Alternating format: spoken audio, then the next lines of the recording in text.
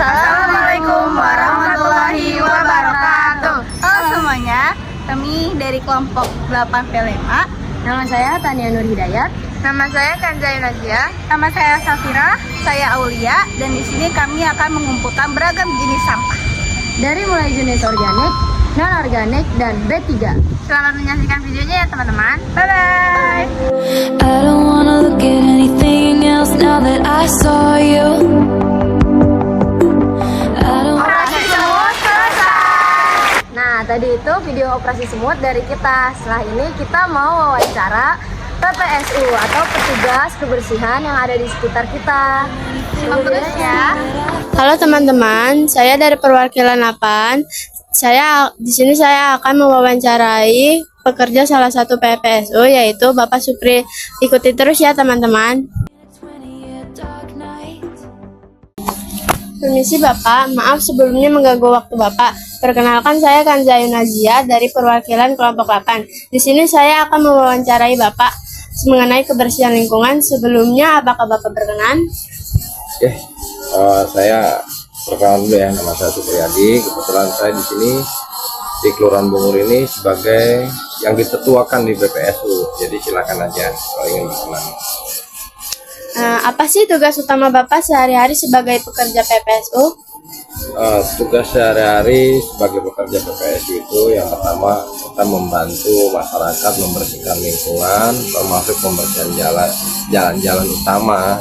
Di samping itu kita juga membersihkan saluran supaya jangan sampai ada yang namanya banjir, apalagi di musim penghujan.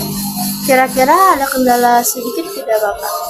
Kalau kendala pasti banyak, ya, terutama yang di saluran, karena selama ini warga masih kurang peduli dengan lingkungan.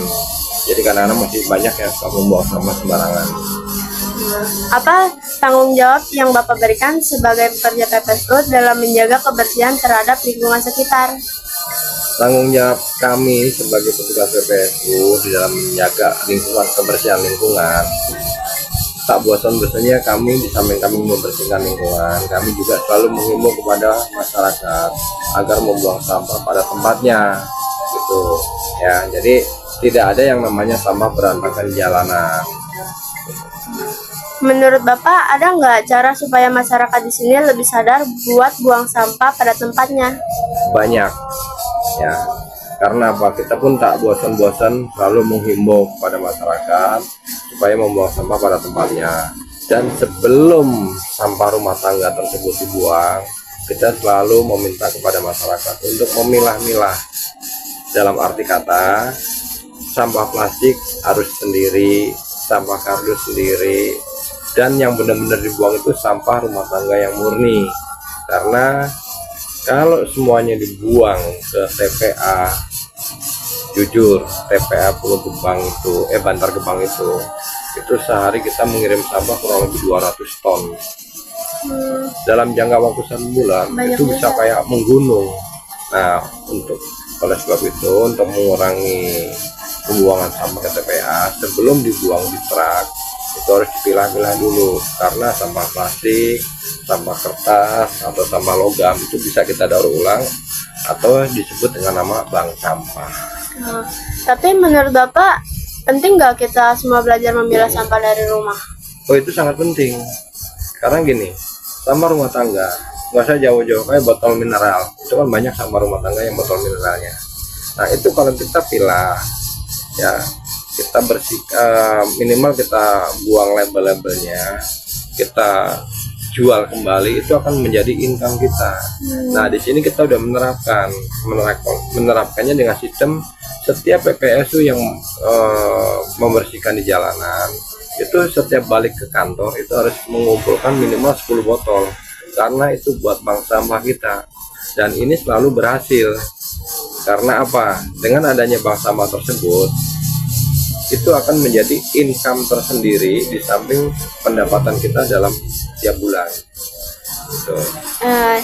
Iya Bapak, satu lagi, ada pesan nggak buat kami anak-anak sekolah supaya peduli sama lingkungan? Pesan saya gini, yang pertama, kita sebagai generasi muda, ya, belajar bermandiri dulu dari diri kita sendiri. Buanglah sampah pada tempatnya. Dan sebelum kita mengadakan pembuangan sampah, saya rasa di tempat-tempat sekolah itu ada yang namanya bank sampah, itu mungkin udah diajarkan ya. Nah, mulailah kita memilah-milah sampah rumah tangga kita atau sampah rumah yang ada di rumah kita masing-masing. Sebelum kita buang, kita pilah-pilah ya. Karena apa? Itu jujur ya, kalau sampah rumah tangga langsung kita buang ke TPA Bantar Gebang atau tempat pembuangan akhir Bantar Gebang, itu dalam waktu 2 bulan 3 bulan depan itu Bantar Gebang udah nggak bisa menampung sampah DKI. Oke, 5 pertanyaan sudah terjawab. Terima kasih banyak ya Bapak sudah berkenan untuk menjawab pertanyaan tersebut. Dan maaf sudah mengganggu waktunya. Selamat bekerja kembali. Terima kasih banyak ya Bapak.